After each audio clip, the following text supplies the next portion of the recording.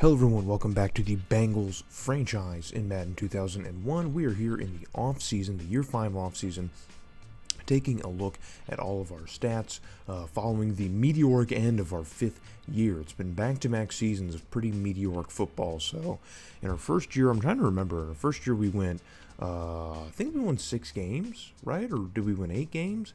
I can't remember what we went in the first year, but in the second year we went 9-7, tore through the playoffs and managed to win a Super Bowl. And the third year was our best year when we went 10-6 or 11-5, won the AFC Central, and made it all the way, I believe, to the championship or divisional round, and then lost to the Broncos, who would go on to win the Super Bowl.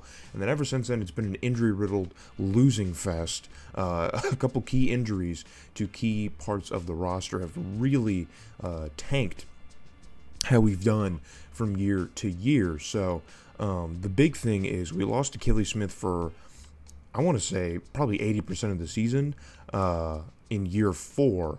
And then Chris Waller has been injured for a majority of his career since he's been here, which is something I never even realized when I was playing and recording this all these many months ago, because now it's just wild, man, because I'm now watching through this stuff again, through all this footage again with you guys as I edit it and I upload it and stuff, and I even had someone comment, they're like, man, major changes need to happen. It's like, man, this stuff's been recorded for so long, like, yeah, I unfortunately, no. Because Achilles Smith has been, I mean, not even that great for us since he's been here. And, like, I probably could have switched off of him, but I'm just playing off of ratings. That's really what ended up happening towards the end of my tenures. I was just playing it off of ratings. So Achilles Smith, his numbers aren't really that great, but he's almost a 90 or is an over 90 overall quarterback. So it's difficult to part ways with someone like Achilles Smith, knowing, you know, what that potential actually is in terms of numbers. It's just not happening. Corey Dillon missed a considerable amount of time as well this year, and so his numbers are dwarfing what they have been, which is unfortunate because we signed him to a massive contract in the offseason. So immediately get burned on that after one of his more productive seasons in the previous year. So not great. So even Achilles Smith had similar numbers to Corey Dillon. He's our freaking quarterback, for God's sakes. We don't even watch him scramble in the games that we watch. The AI just never makes him do it, but in the sim, it had him about as productive as Corey Dillon on the ground, and that is just almost inexcusable for your quarterback to be in that lane. Achilles Smith and Steve Weaver, the backup running back, had about similar seasons, and Steve Weaver also got injured at a point in this season. I think he did eventually heal up before the end, but I don't think we ever ended up using him because Corey Dillon was healed by the time he came back.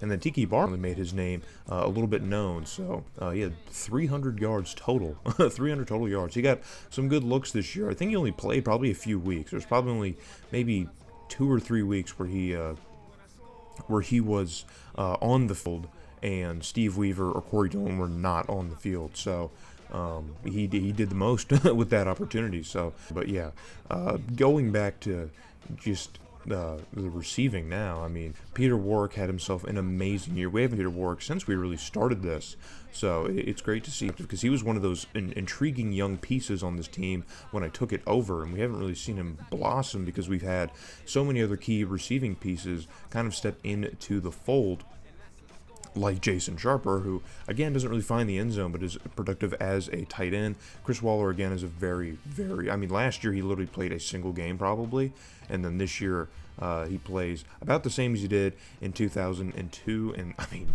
he's just been injured, man. Like, it's pretty bad. He's just been injured. Mike Beasley, another one of these young receivers that we drafted probably late, you know, he gets his name called quite a bit because of injury.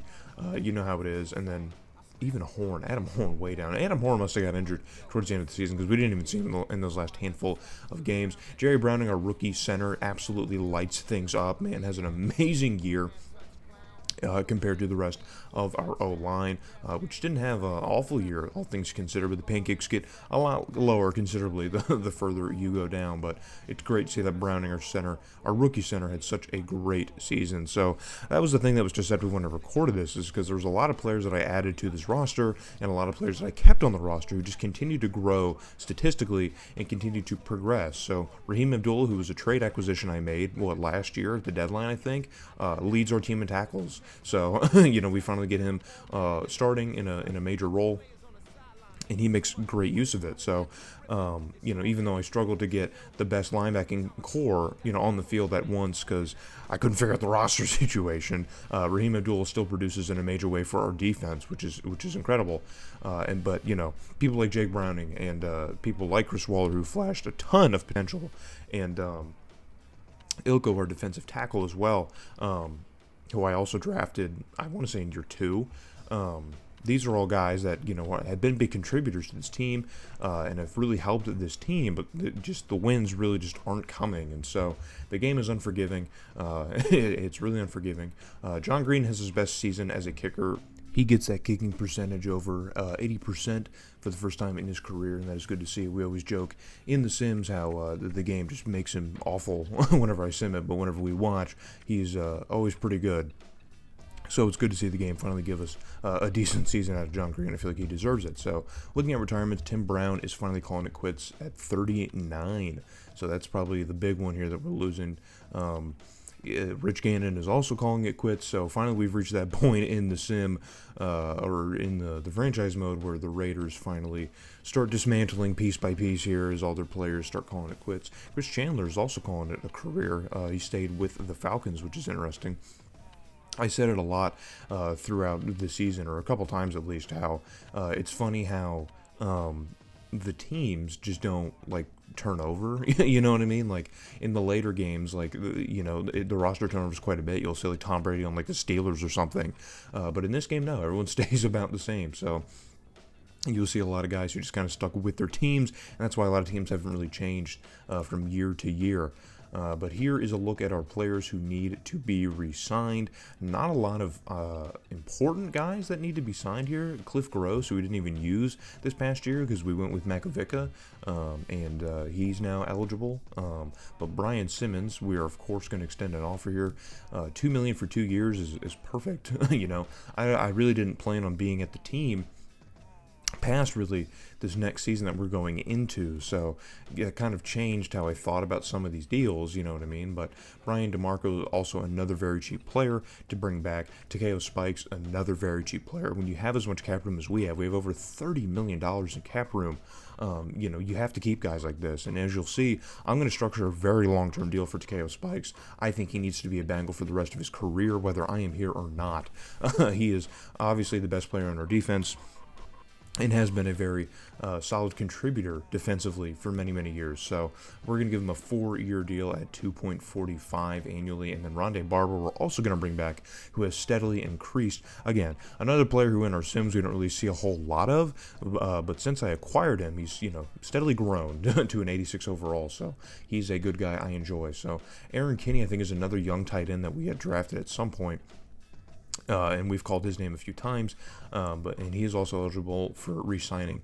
John Green, I'm going to try and sign long-term. There's no reason to not have a kicker long-term like that. He's very solid. He's gotten up to a 92. So, yeah, he's going to be kept around for the long haul. And then other than that, there's some other pretty key and important roles here. Chris Waller is eligible, and this might be controversial. I think this is what I was talking about earlier in the video about ratings. So Chris Waller's an 88 overall, and replacing him might be an easy thing to do through the draft, just how the draft works, and maybe in free agency. There aren't a ton of high-profile players in free agency. That's why I skip it the last couple of years, because the highest overall player you can get is an 82, or if they are in the high 80s, it's at a position you don't really need. So replacing an 88 overall receiver isn't the easiest thing in the world to do. So considering his injury concerns, it probably would have made more sense in real life to just not sign him. And you see I pass over him because I couldn't really convince myself to sign him long term. It just didn't make a whole lot of sense because he's hardly played in the 3 or 4 years that he's been on the team. So, but I think we would eventually go back and offer him a longer deal, just because you can't pass up on an 88 overall player, And Jason Sharper's got his way up to a 93 overall tight end. That's amazing. We haven't had a tight end that good. Remember, we had Battaglia, who was our guy for the longest. But Jason Sharper is going to lock down the tight end position for us moving forward. And then Steve Weaver, another running back that we had drafted, he's gotten up to an 85, which is solid. But he wants over $3 million a year, and he's just not worth that money at all, man. I mean, there's some people like Chris Waller is at least going to start. If I re-sign Chris Waller, he's going to be an everyday starter for this team, granted he doesn't get hurt. Steve Weaver I could re-sign, and he is never going to see the field. So There's no point in giving him that kind of money. But, again, I try and play off the ratings. I want a team as deep as it can be with injuries that we have, so we throwing the money out is kind of what I do. So Chris Waller wants $285 a year for 3 years. We have the money for it, and so that's kind of really the only justification I get at the end of the day for players like Steve Weaver and Chris Waller. It's like, dude, we have more than enough money for these guys, so let's just bring them on. We'll keep the depth that we need. They're good players. They're not bad players, It sucks to just give away players like that for free. You might as well try and trade away some of those guys that are really good that you need. And we might find ourselves in a position in this coming season where, we need to move some of those guys for something else. You know what I mean? So we're going to bring on the guys that we know are good, that we know can play, and then we'll deal with the other issues later. So addressing the holes potentially on the roster, looking around, start asking yourself, where really are those holes? Because all the problems that I've been discussing with you so far have just been the injury concern. So we do have some areas of need. We signed a right end at 91 overall, gives maybe some better pass rush, because I know we're not the best with pass rush. We also signed another guard, which is good for future considerations, a pretty high defensive tackle as well, after we did some restructuring with our D line, I think through a trade deadline that really ended up biting us, because the D tackle that I expected to use and didn't trade got injured for most of the season. So now we have some backup at that position, and it's young. So here is a look at the roster, how it plays out. Really solid depth almost all throughout this entire roster. We're pretty weak at left guard, but we did sign Lehman, who should be the primary starter over Matt O'Dwyer. So that is a move that we should be making, and we are going to make it to keep this line as strong as it is. Jerry Browning already up to an 89 overall after his amazing rookie season. And we are moving all kinds of people around here, and then here it is, the linebacker debacle yet again. I'm an idiot who just can't figure it out. Just leave me alone, okay? In the next series, things will be better. I promise. In the next series, I'll have things figured out, and we won't make these same mistakes. I'm just kidding. Probably will. Probably will end up making similar mistakes. It just won't be as bad, I hope. Oh, man.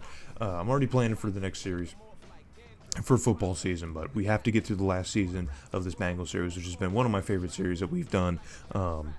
Yeah, I mean, I've had so much fun with it. I wish it had gone a little bit better than it has gone, within the last couple of years. But one thing I will mention that I haven't touched on, I haven't really edited it. I've tried to avoid around it. For the last 2 years, Corey Dillon's been stuck at the kicking position. I don't know why. He's been handling kickoffs.